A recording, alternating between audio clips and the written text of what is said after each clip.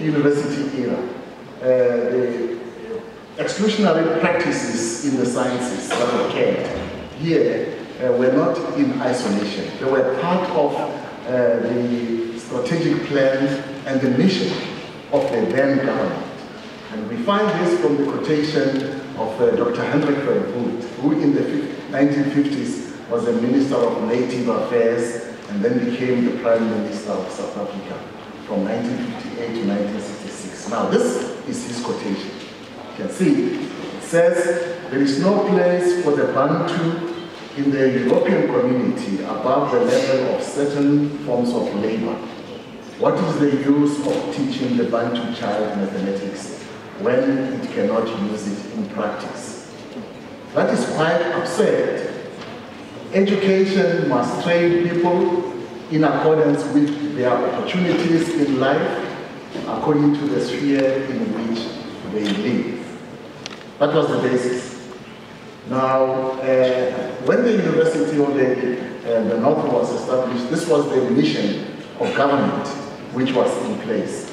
And therefore, it's not surprising that there was a lot of emphasis put on humanities and theologies and other subjects, at that time.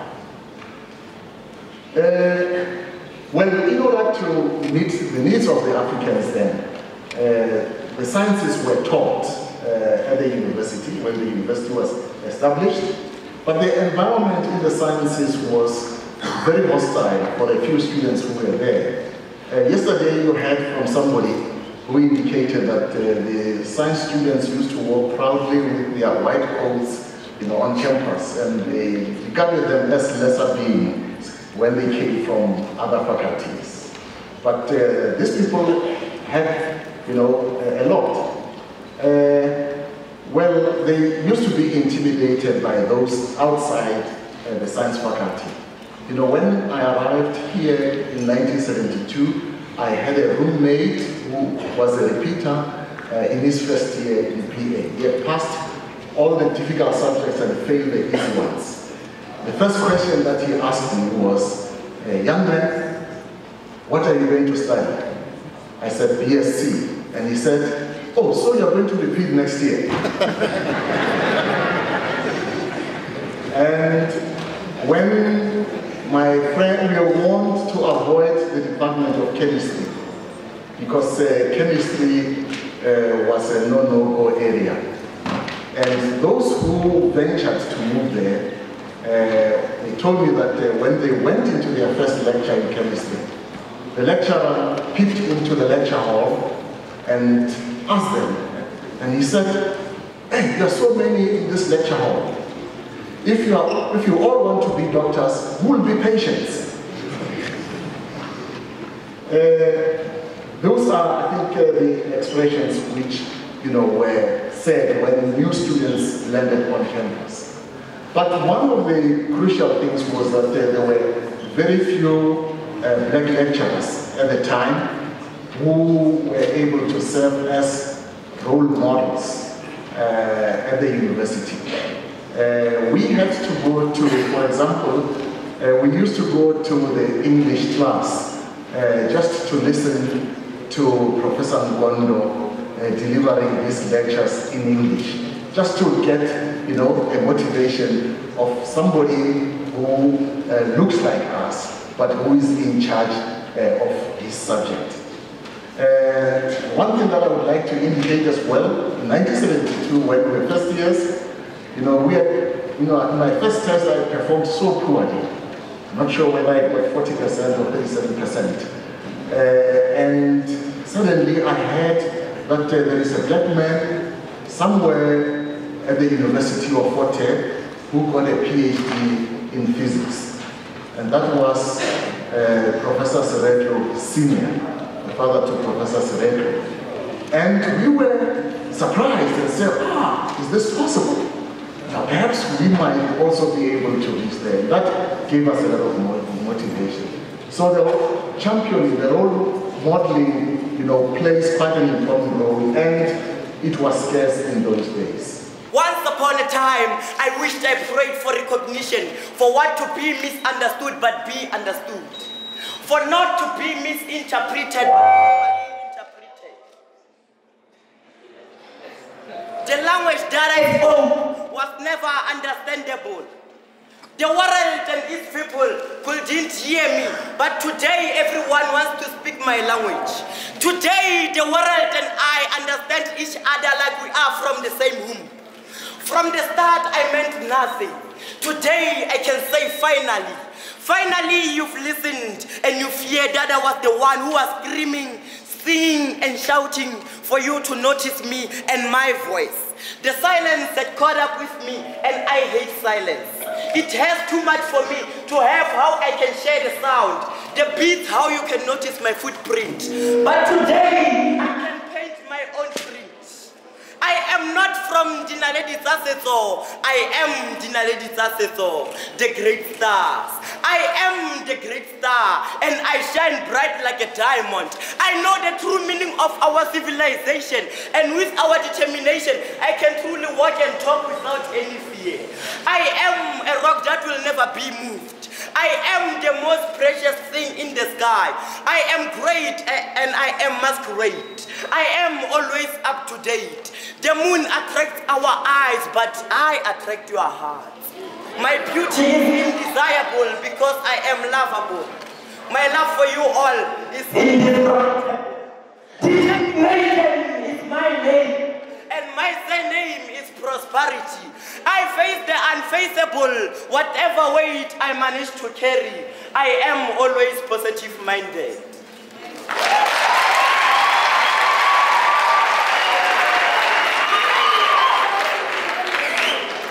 Women are leaders. We fight. Fights that are never fought by fighters. We are not born to fight for freedom, but born free, but born to live life. Hakimusad. If I like it's a lane, I was sad. Or I didn't live with you what a Hakamela Massis. And I never said it was a Tibaka.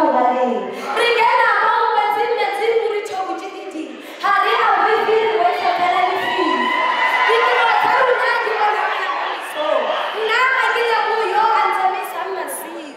Get a boy, your answer was a Maya massive. What's the like as a Maya watch? I got a Muslim fee. Two don't full of gamos.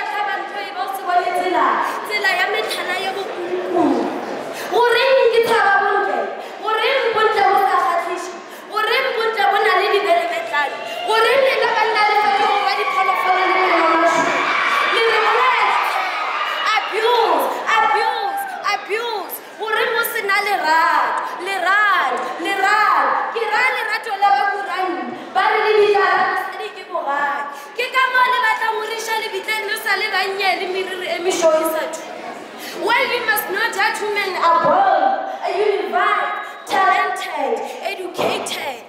Hakimusad. If I like it, Zelenia Musad. I went to the House Secondary School. In those days, in the apartheid days, a black child was considered not suitable enough for math and sciences. We had a building we called a science laboratory, which was ill-equipped. So for the whole year, we did only the physics experiment. We had a bit of the trolleys and the pulleys, but we had no chemicals. Luckily, we had a teacher who was passionate at the time. And he, around this time, August, September, he'll bring us to St. Albans College, where in one day we get to do all the experiments that we had to do throughout the year.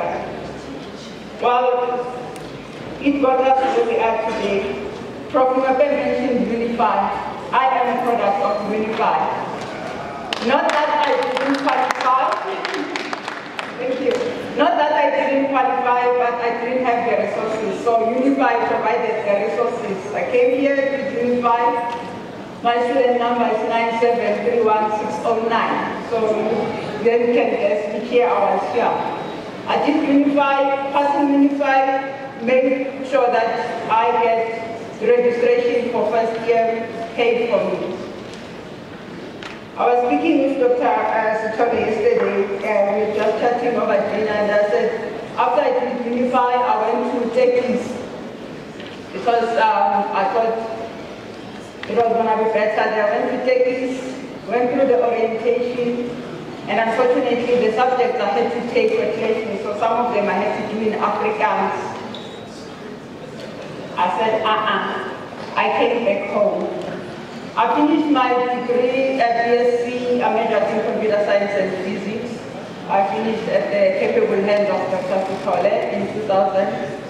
Upon graduating, I was lucky enough to be part of the group that qualified to get a scholarship to turn into engineering. So the then DG of Communications, Dr. Anile Maba, had started the Institute of Satellite and Software Applications, where you take graduates from the so-called previously disadvantaged institution, and I got to study satellite engineering in Stellenbosch.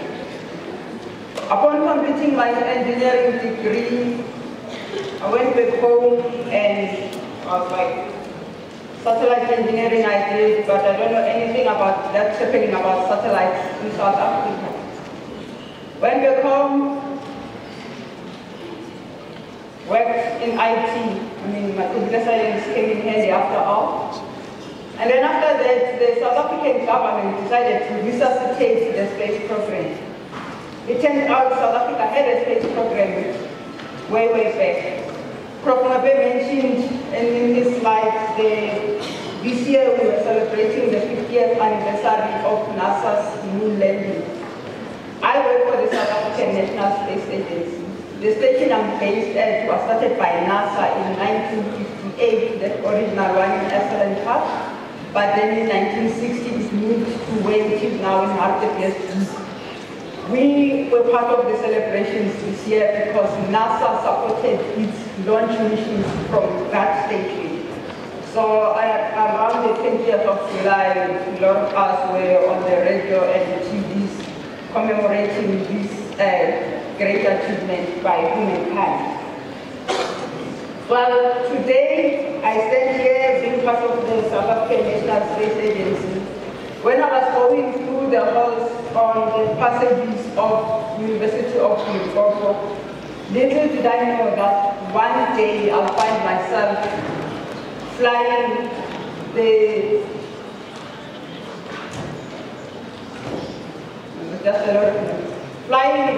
first government-owned satellite. I became known as the first black female mission control specialist. True leadership is going back to home and plowing back. That's why we are celebrating the 6th years anniversary of the University of Limpopo. And right here, I'm joined by Miss Senelisi Magagula. Tell us a bit about her experience and why she recently, or rather why she's home to actually give back. Good afternoon, ma'am. How are you? Good afternoon. I'm well, thanks. And how are you? I'm well, thanks. Can you please give us a synopsis of when were you here and what does this 6 years really mean for you? I was here first in 1997. I started with what Prof. Mape mentioned, Unify. Yes. It's the University Foundation here, which was run by some lecturers from overseas, the European Union. And then so as part of Unify, you basically get the whole scholarship. They pay your registration, they give you books, they pay your accommodation. The only thing that you needed to do is to feed yourself and wake up and go to class. Wow. So yeah. Then I was here in 1997. When you pass Unify, they actually, as an incentive, they pay for your first year's registration, provided you study in Teflon. So you started here in 1997. Yes. And then after completing your Unify program with the UN, where did you go? I stayed in here in Teflop, and I did a BSc in computer science and physics. So I did my first year in 1998, and I completed my degree in 2000. As I was reading about you earlier on, I heard that you are heading project management, and you have an exceptional, about 10 years now, if I'm not mistaken, Yes. in the project fraternity. So what do you think you can actually give back to the university in saying that as a project management specialist, if I may put it that way, how best do you feel like that would benefit the university? So basically, what I can advise the young people, because yes, I'm a project manager today, it's been 5 years now, but I've been with the company for 10 years. I didn't start as a project manager. Like I said, I started there as a mission control specialist, and I went on to be a science communicator. Today I'm a project manager. So the key is to keep studying, keep updating yourself. Just like your cell phone, every now and then you need to update whatever is in there. And basically the qualification that you can get in the university might be enough to get you the job, but at times it might not be enough to keep you in the job. So you need to keep on upgrading yourself and study. There are opportunities in the workplaces. Study so that you get more opportunities. Like today I'm in management and I get to travel the world. Closing this off, I need you to tell us, where do you see yourself in the next 5 years as you're talking about updating? What are you currently doing to update your academic excellence and growing into that space? I'm currently studying an MBA with the business school Netherlands. So maybe in the next 5 years, who knows, I might be, if not heading our directorate, maybe heading SANSA.